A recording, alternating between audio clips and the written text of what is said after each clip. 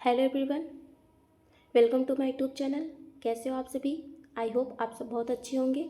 इस वीडियो में हम पर्यावरण के 15 महत्वपूर्ण प्रश्नों को देखेंगे। ये सभी प्रश्न यूपी टेट परीक्षा के लिए मोस्ट इम्पॉर्टेंट है, तो आप पूरा वीडियो बहुत ध्यान से देखें और वीडियो को अंत तक ज़रूर देखें। और हाँ, अगर हो सके तो इन प्रश्नों को नोट भी कर लें। चलिए शुरू करते हैं। पटना पक्षी अभयारण्य कहाँ स्थित है? उड़ीसा, झारखंड, उत्तर प्रदेश, बिहार। तो इसका सही आंसर हो जाएगा option number C, Uttar Pradesh. Patna पक्षी अभयारण्य उत्तर प्रदेश के एटा जिले में स्थित है। हो सकता है कि आपको एक बार को लगे कि यह बिहार में है, लेकिन यह बिहार में नहीं है, ये उत्तर प्रदेश के एटा जिले में है। और महत्वपूर्ण यह क्यों है? क्योंकि हाल ही में इसे रामसर स्थल घोषित किया गया है। तो हो सकता हो कि आपसे परीक्षा में पूछ ले, हाल ही में से क्या घोषित किया गया है? रामसर स्थल। रामसर स्थल किसे घोषित किया जाता है? ऐसी आर्द्र भूमियाँ जो पर्यावरण की दृष्टि से महत्वपूर्ण हो या जहाँ पर जैव विविधता अधिक हो, उन्हें रामसर स्थल घोषित किया जाता है। ठीक है, बढ़ते हैं नेक्स्ट क्वेश्चन पर। निम्नलिखित में से कौन सा स्वस्थानीय संरक्षण का उदाहरण नहीं है? राष्ट्रीय उद्यान, वनस्पतिक उद्यान, वन्यजीव अभयारण्य, समुद्र संरक्षित क्षेत्र। तो इसका सही आंसर हो जाएगा ऑप्शन नंबर सेकेंड, वनस्पतिक उद्यान। स्वस्थानीय संरक्षण क्या है? देखिए, जीव जंतुओं की ऐसी प्रजातियाँ या वन्य जीवों की ऐसी प्रजातियाँ या पेड़ पौधों की ऐसी प्रजातियाँ जिनका संरक्षण आवश्यक हो या जो पर्यावरण की दृष्टि से महत्वपूर्ण हो या जो संकटग्रस्त हो, तो उनको सरकार के द्वारा सुरक्षा प्रदान की जाती है। और यह सुरक्षा दो प्रकार से प्रदान की जाती है। यह जो संरक्षण है, यह दो प्रकार से प्रदान किया जाता है, एक स्वस्थानीय संरक्षण और एक बाह्य स्थानीय संरक्षण। स्वस्थानीय संरक्षण क्या है? जब जंतुओं को, पौधों को, पेड़ पौधों को उनके मूल स्थान पे, जहाँ वो उत्पन्न हुए हैं, उनके मूल स्थान में संरक्षित कर दिया जाए तो उसको स्वस्थानीय संरक्षण कहते हैं। जब उनको उनके मूल स्थान से हटाकर किसी मानव निर्मित स्थान पे संरक्षित कर दिया जाए तो उसे बाह्य स्थानीय संरक्षण कहते हैं। जैसे चिड़ियाघर हो गया, चिड़ियाघर प्रकृति ने तो बनाया नहीं है, मानव ने बनाया है। तो चिड़ियाघर में जो जीवों को रखा जाता है वो क्या है? बाह्य स्थानीय संरक्षण। एक्वेरियम हो गया और जीन बैंक हो गया, वनस्पतिक उद्यान हो गया, ऊतक बैंक हो गया, ये सब क्या है? बाह्य स्थानीय संरक्षण है। इसमें पौधों और जीवों को उनके मूल स्थान से हटाकर किसी बाह्य स्थान पर संरक्षित किया जाता है, मानव निर्मित स्थान पर संरक्षित किया जाता है, तो वह बाह्य स्थानीय संरक्षण है। लेकिन जब उनके मूल स्थान पर ही उनको संरक्षित कर दिया जाए तो उसे स्वस्थानीय संरक्षण कहते हैं। जैसे राष्ट्रीय उद्यान, अब ये संरक्षण प्रदान कैसे किया जाता है? जिस क्षेत्र में ये प्रजातियां पाई जाती हैं वहाँ मानवीय हस्तक्षेप सरकार द्वारा प्रतिबंधित कर दिया जाता है। इस प्रकार सरकार द्वारा इन्हें संरक्षण प्रदान किया जाता है। तो स्वस्थानीय संरक्षण में किसका किसका हो सकता है उदाहरण? राष्ट्रीय उद्यान, यह स्वस्थानीय संरक्षण है। वन्यजीव अभयारण्य स्वस्थानीय संरक्षण है। समुद्री संरक्षित क्षेत्र, यह स्वस्थानीय संरक्षण है। ठीक है, तो इसका सही आंसर हो जाएगा ऑप्शन नंबर सेकेंड, वनस्पतिक उद्यान। वनस्पतिक उद्यान क्या है? बाह्य स्थानीय संरक्षण है। ये एक प्रकार का मानव निर्मित उद्यान है जहाँ पौधों की उन प्रजातियों को रखा जाता है जो या तो संकटग्रस्त हैं या तो फिर विशिष्ट हैं। ठीक है, बढ़ते हैं नेक्स्ट क्वेश्चन पर। निम्न में से द्वितीयक प्रदूषक का प्रकार है? NO2, NH3, CO3। Nitrogen dioxide, ammonia, carbon monoxide या O3 ओजोन। इसका सही आंसर हो जाएगा ऑप्शन नंबर 4, O3 ओजोन। देखिए, प्रदूषक क्या है? प्रदूषक वे सभी पदार्थ प्रदूषक हो सकते हैं जो पर्यावरण में इस हद तक परिवर्तन कर दे कि वह पर्यावरण, मानव जीवन या जीव जंतुओं सबके लिए हानिकारक हो जाए, तो क्या कहलाते हैं? प्रदूषक। अब देखिए, प्रदूषकों को विभिन्न प्रकार से बांटा गया है। हम यहाँ बात करेंगे उत्पत्ति के आधार पर।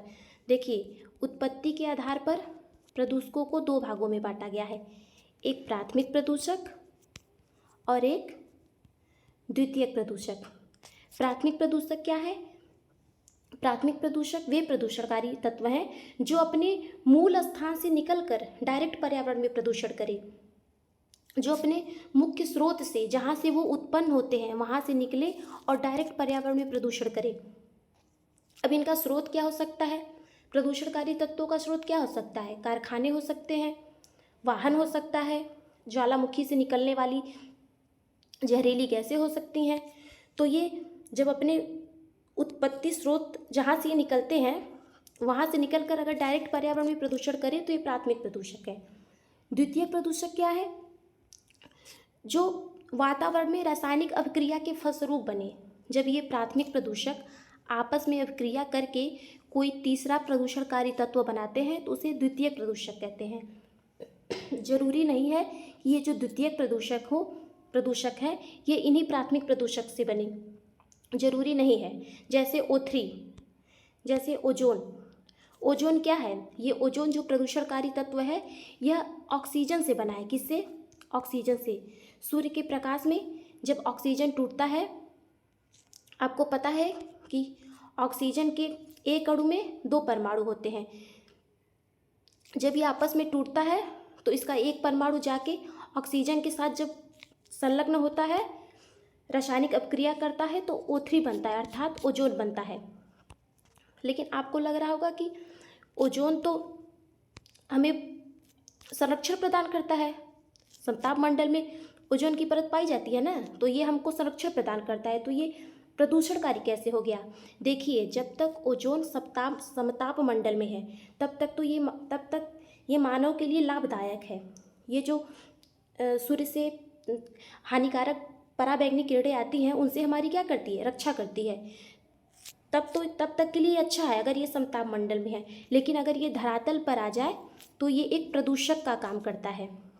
ठीक है, आप समझ गए होंगे कि O3 क्या है? एक प्रदूषक है। कैसा प्रदूषक है? द्वितीयक प्रदूषक है। जैसे पैन हो गया, पैराक्सी एसिटाइल नाइट्रेट, यह द्वितीयक प्रदूषक का प्रकार है। जैसे H2SO4 हो गया, यह द्वितीयक प्रदूषक का प्रकार है। जैसे SO3 हो गया, सल्फर ट्राईऑक्साइड, यह द्वितीयक प्रदूषक का प्रकार है। बाकी NO2 nitrogen dioxide, NO nitrogen oxide, NH3CO, ये सब क्या हैं? प्राथमिक प्रदूषक के प्रकार हैं। किसके प्रकार है? प्राथमिक प्रदूषक के प्रकार हैं। ये डायरेक्ट अपने स्रोत से उत्पन्न होते हैं और पर्यावरण में बिना किसी अन्य से रासायनिक अपक्रिया किए बिना पर्यावरण में प्रदूषण करते हैं, तो ये प्राथमिक प्रदूषक हैं। और O3 कैसा है? द्वितीयक प्रदूषक है। कब? जब ये धरातल पर हो। ठीक है, चलते हैं नेक्स्ट क्वेश्चन पर। ओजोन दिवस कब मनाया जाता है? 16 सितंबर, 22 मार्च, 2 फरवरी, 22 अप्रैल। तो इसका सही आंसर हो जाएगा ऑप्शन नंबर 1, 16 सितंबर। ओजोन दिवस कब से मनाया जाना शुरू किया गया, या किस सम्मेलन के बाद, किस सम्मेलन में घोषणा की गई ओजोन दिवस मनाने की? तो मॉन्ट्रियल सम्मेलन में। किसमें? मॉन्ट्रियल सम्मेलन। कब हुआ? 16 सितंबर 1987 में। 16 सितंबर 1987 में कौन सा सम्मेलन हुआ? मॉन्ट्रियल सम्मेलन। क्या घोषणा की गई? ओजोन परत को संरक्षित करने के लिए। ओजोन परत कहाँ पाई जाती है? समताप मंडल में। कहाँ है ओजोन परत? समताप मंडल में। किससे रक्षा करती है हमारी? सूर्य से जो हानिकारक पराबैंगनी किरणें आती हैं उनसे क्या करती है? सुरक्षा प्रदान करती है। कौन? ओजोन परत। ओजोन परत को किस में मापते हैं? डाप्सन में। ओजोन परत को मापने की इकाई क्या है? डाप्सन। ओजोन परत को किस गैस से खतरा है? मुख्य गैस कौन सी है जो ओजोन परत को हानि पहुंचाती है? CFC, chlorofluorocarbon. ठीक है, इसे फ्रियॉन भी कहते हैं। क्या कहते हैं? फ्रियॉन गैस भी कहते हैं। कहाँ से निकलती है? AC से और फ्रिज से। ठीक है, तो इसका सही आंसर हो जाएगा 16 सितंबर। कब से मनाया जाना शुरू किया गया या कहाँ घोषणा की गई? मॉन्ट्रियल सम्मेलन में। मॉन्ट्रियल सम्मेलन कब हुआ? 16 सितंबर 1987। ठीक है, देख लेते हैं 22 मार्च को क्या मनाते हैं? जल दिवस। 2 फरवरी को विश्व आर्द्र भूमि दिवस और 22 अप्रैल को पृथ्वी दिवस। ठीक है, तो इसका सही आंसर हो जाएगा ऑप्शन नंबर 1 16 सितंबर। भारत के प्रथम मुख्य चुनाव आयुक्त कौन है? Sukumar Sen, VS Ramadevi, Gyanesh Kumar, T Swaminathan. तो इसका सही आंसर हो जाएगा option number A Sukumar Sen. ये भारत के प्रथम मुख्य चुनाव आयुक्त हैं। ठीक है, अब चुनाव आयोग के बारे में जान लेते हैं। चुनाव आयोग की स्थापना कब हुई? 25 जनवरी 1950। 25 जनवरी 1950 को भारत के चुनाव आयोग की स्थापना हुई। इसलिए हम 25 जनवरी को राष्ट्रीय मतदाता दिवस मनाते हैं। क्या मनाते हैं? राष्ट्रीय मतदाता दिवस। ठीक है, चुनाव आयोग का उल्लेख संविधान के किस भाग में है? भाग 15 में। चुनाव आयोग, जिसको निर्वाचन आयोग कहते हैं, भाग 15 में उल्लेख है। अनुच्छेद 329 से लेके 324 से लेकर 329 तक। मुख्य चुनाव आयुक्त को कौन नियुक्त करता है? राष्ट्रपति। कौन करता है? राष्ट्रपति। मुख्य चुनाव आयुक्त के साथ साथ 2 अन्य चुनाव आयुक्त होते हैं। ये मुख्य चुनाव आयुक्त है और 2 अन्य चुनाव आयुक्त होते हैं। ठीक है, तो इसका सही उत्तर क्या हो गया? 1 भारत के प्रथम मुख्य चुनाव आयुक्त सुकुमार सेन। वीएस रमादेवी कौन है? भारत की एकमात्र महिला मुख्य चुनाव आयुक्त। ध्यान दीजिएगा आप लोग, भारत की एकमात्र महिला मुख्य चुनाव आयुक्त कौन है? वीएस रमादेवी। और ज्ञानेश कुमार कौन है? वर्तमान में भारत के मुख्य निर्वाचन आयुक्त कौन है? ज्ञानेश कुमार। ठीक है, इसका सही उत्तर हो जाएगा ऑप्शन नंबर 1 सुकुमार से। चलते हैं नेक्स्ट क्वेश्चन पर। भूमध्य सागर का प्रकाश स्तंभ किसे कहते हैं? बैरन द्वीप, स्ट्राम्बोली ज्वालामुखी, किलायू ज्वालामुखी, ओचस डेल सलाडो। तो इसका सही आंसर हो जाएगा ऑप्शन नंबर 2 स्ट्राम्बोली ज्वालामुखी। इसे भूमध्य सागर का प्रकाश स्तंभ कहते हैं। क्यों? क्योंकि ये सक्रिय ज्वालामुखी है। ये सभी सक्रिय ज्वालामुखी है। स्ट्राम्बोली ज्वालामुखी में हर 2 घंटे पे उद्गार होता रहता है, जिससे जो आसपास का क्षेत्र है वह प्रकाशमान रहता है। इसलिए इसे भूमध्य सागर का प्रकाश स्तंभ कहते हैं। ठीक है, और बैरन द्वीप भारत का एकमात्र सक्रिय ज्वालामुखी कौन सा है? बैरन द्वीप। किलायू ज्वालामुखी दुनिया का सबसे अधिक सक्रिय ज्वालामुखी किलायू ज्वालामुखी है। कहाँ है? हवाई द्वीप पर। कहाँ है? हवाई द्वीप पर। हवाई द्वीप किसका भाग है? अमेरिका का। यह दुनिया का सबसे अधिक सक्रिय ज्वालामुखी है। ओचस डेल सलाडो यह दुनिया का सबसे ऊंचाई पे स्थित सक्रिय ज्वालामुखी है। दुनिया का सबसे ऊंचाई पे स्थित सक्रिय ज्वालामुखी कौन सा है? ओचस डेल सलाडो। ठीक है, तो आप समझ गए होंगे भूमध्य सागर का प्रकाश स्तंभ किसे कहते हैं? स्ट्राम्बोली ज्वालामुखी को। चलते हैं नेक्स्ट क्वेश्चन पर। रक्त समूह की खोज किसके द्वारा की गई? Karl Landsteiner, William Harvey, Leeuwenhoek, Ivanovsky. तो इसका सही आंसर हो जाएगा option number 1 Karl Landsteiner. William Harvey द्वारा रक्त परिसंचरण तंत्र की खोज की गई। ठीक है, लीवेनहॉक द्वारा किसकी खोज की गई? जीवाणु की। किसकी? जीवाणु की। और इवान विस्की द्वारा किसकी खोज की गई? विषाणु की। ठीक है, वायरस की। वायरस की खोज किसके द्वारा की गई? इवान विस्की के द्वारा। लीवेनहॉक द्वारा जीवाणु की खोज की गई और साथ ही साथ लीवेनहॉक ने जीवित कोशिका की खोज की। आप लोगों ने पढ़ा होगा कि रॉबर्ट हुक ने कोशिका की खोज की, लेकिन वो मृत कोशिका की खोज की। जीवित कोशिका की खोज किसने की थी? लीवेनहॉक ने। ठीक है, और साथ ही साथ जीवाणु की खोज। और विलियम हार्वे ने किसकी खोज की? रक्त परिसंचरण तंत्र की। और कार्ल लैंडस्टीनर ने रक्त समूह की।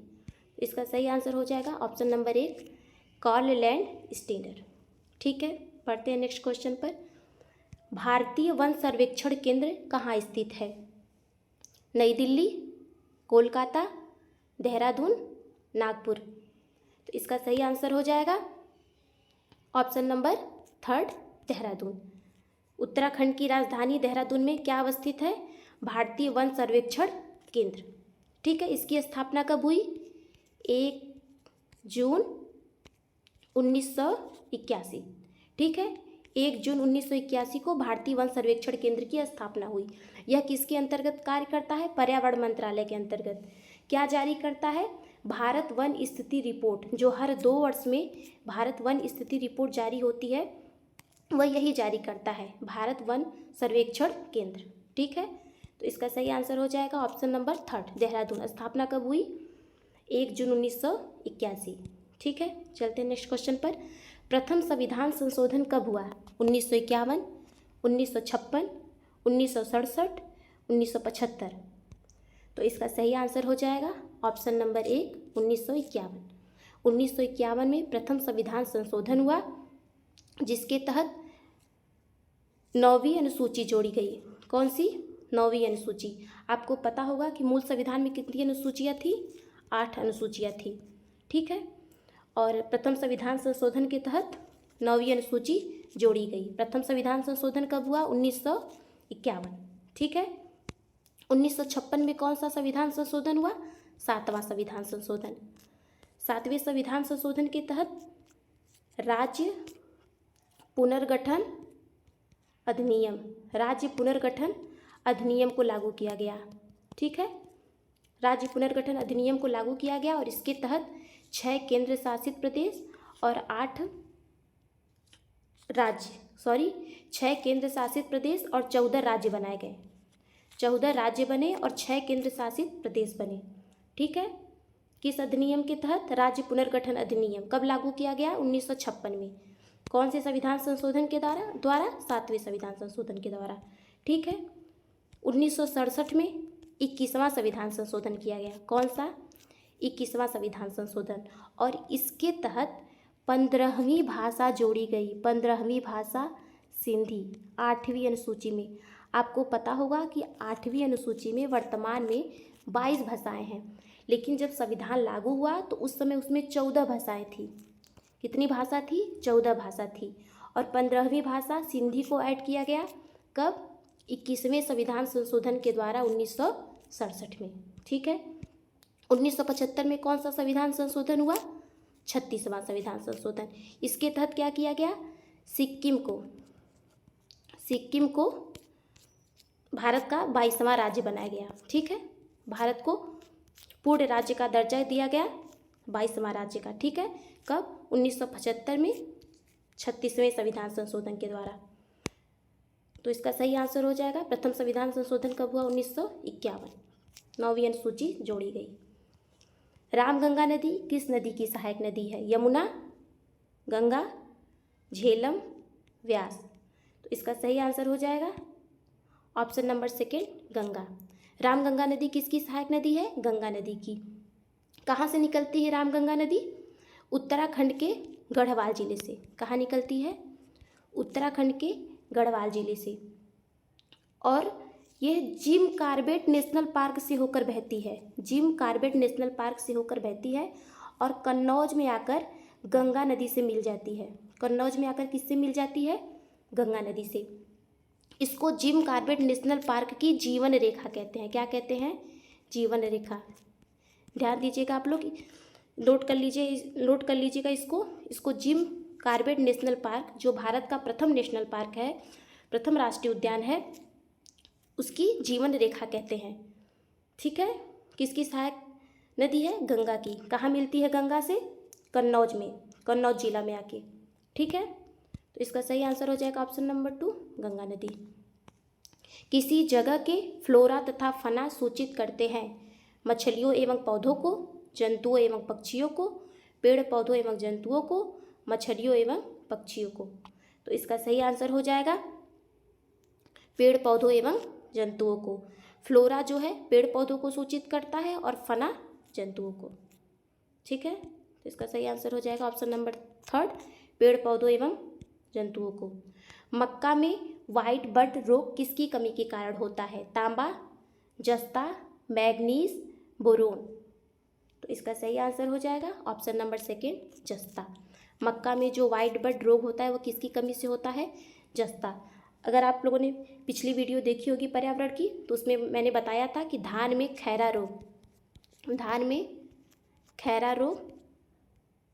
खैरा रोग जस्ता की कमी के कारण ही होता है। धान में जो खैरा रोग होता है वह जस्ता की कमी के कारण होता है, और मक्का में जो वाइट बड रोग होता है वह भी जस्ता की कमी के कारण होता है। ठीक है, तो इसका सही आंसर हो जाएगा ऑप्शन नंबर 2 जस्ता। चलते हैं नेक्स्ट क्वेश्चन पर। लोकसभा का नेता होता है लोकसभा स्पीकर, विपक्ष का नेता, प्रधानमंत्री, लोकसभा महासचिव। तो इसका सही आंसर हो जाएगा ऑप्शन नंबर 3 प्रधानमंत्री। ठीक है, चलते हैं नेक्स्ट क्वेश्चन पर। खाद्य श्रृंखला में द्वितीयक उत्पादक किसे कहते हैं? प्राथमिक उपभोक्ता को, द्वितीयक उपभोक्ता को, तृतीयक उपभोक्ता को, इनमें से कोई नहीं। तो इसका सही आंसर हो जाएगा ऑप्शन नंबर 1 प्राथमिक उपभोक्ता को। अब प्राथमिक उपभोक्ता को द्वितीयक उत्पादक क्यों कहते हैं? पहले तो पता होना चाहिए कि प्राथमिक उत्पादक किसे कहते हैं। पेड़ पौधों को, पेड़ पौधों को क्या कहते हैं? प्राथमिक उत्पादक। द्वितीयक उत्पादक किसे कहते हैं? शाकाहारी जीवों को। शाकाहारी जीवों को द्वितीयक उत्पादक क्यों कहते हैं? क्योंकि जो मांसाहारी, जो केवल मांस खाते हैं, वो जीव इन्हीं शाकाहारी जीवों पे अपना जीवन पोषण करते हैं, वो इन्हीं को खाते हैं, वो पेड़ पौधों को तो खाते नहीं हैं। तो इस प्रकार उन मांसाहारी जीवों के लिए ये जो शाकाहारी जीव हैं उनके लिए तो यही उत्पादक हुए, और ये इस प्रकार से भी उत्पादक हुए। ये पेड़ पौधों से कार्बोहाइड्रेट लेते हैं, क्योंकि आप लोग को पता होगा कि पेड़ पौधों में जो भोजन संचित होता है वह स्टार्च के रूप में संचित होता है, और स्टार्च एक प्रकार का क्या है? कार्बोहाइड्रेट है। ये कार्बोहाइड्रेट लेके प्रोटीन बनाते हैं। मांस बनाते हैं ना, तो क्या बनाते हैं? प्रोटीन बनाते हैं, और उस प्रोटीन को कौन लेते हैं? मांसाहारी जीव। तो ये एक प्रकार के क्या हो गए? उत्पादक हो गए। कौन? प्राथमिक उपभोक्ता। प्राथमिक उपभोक्ता कौन होते हैं? शाकाहारी जीव। जो शाकाहारी जीव होते हैं वो प्राथमिक उपभोक्ता होते हैं, और वो क्या करते हैं? हरे पौधे से कार्बोहाइड्रेट ले रहे हैं और मांस बना रहे हैं, प्रोटीन बना रहे हैं, जिसे मांसाहारी जीव ग्रहण करते हैं। इसलिए ये भी एक प्रकार के क्या हो गए? उत्पादक हो गए। द्वितीयक उत्पादक, प्राथमिक उत्पादक पेड़ पौधे, द्वितीयक उत्पादक शाकाहारी जीव। ठीक है, आप लोग को समझ में आ गया होगा। प्राथमिक उपभोक्ता क्या है? द्वितीयक उत्पादक किसे कहते हैं? प्राथमिक उपभोक्ताओं को, यानी शाकाहारी जीवों को। ठीक है, चलते हैं नेक्स्ट क्वेश्चन पर। नीति दर्रा किस राज्य में अवस्थित है? उत्तराखंड, मणिपुर, हिमाचल प्रदेश, सिक्किम। तो इसका सही आंसर हो जाएगा ऑप्शन नंबर 1 उत्तराखंड। नीति दर्रा कहाँ स्थित है? उत्तराखंड। उत्तराखंड में 3 दर्रे हैं, नीति, माना और लिपू लेक। कितने दर्रे हैं उत्तराखंड में? 3, माना, नीति और लिपू लेक। मणिपुर में कौन सा दर्रा है? तुजू दर्रा। कौन सा दर्रा है? तुजू दर्रा। हिमाचल प्रदेश में रोहतांग दर्रा है, सिप किला है, ठीक है, और बड़ा लाचा। क्या है? बड़ा लाचा। रोहतांग, सिप किला और बड़ा लाचा, ये दर्रे कहाँ हैं? हिमाचल प्रदेश में। मणिपुर में तुजू दर्रा, उत्तराखंड में नीति, माना और लिपू लेक, सिक्किम में जयलिपला। सिक्किम में 2 हैं, एक नाथुला है और एक जयलिपला। ठीक है, सिक्किम में कितने दर्रे? 2, नाथुला और जयलिपला। हिमाचल प्रदेश में 3, बड़ा लाचा, रोहतांग और सिपकिला। मणिपुर में तुजू दर्रा, उत्तराखंड में माना, नीति और लिपू लेक। तो इसका सही आंसर हो जाएगा ऑप्शन नंबर 1 उत्तराखंड। ठीक है, तो इस वीडियो में हमने पर्यावरण के 15 महत्वपूर्ण प्रश्नों को देखा। आशा करती हूँ कि आपको ये वीडियो पसंद आया होगा। अगर आपको ये वीडियो पसंद आए तो वीडियो को लाइक और शेयर करना ना भूलें, साथ ही साथ चैनल को सब्सक्राइब भी कर लें। मिलते हैं नेक्स्ट वीडियो में, तब तक के लिए बाय बाय।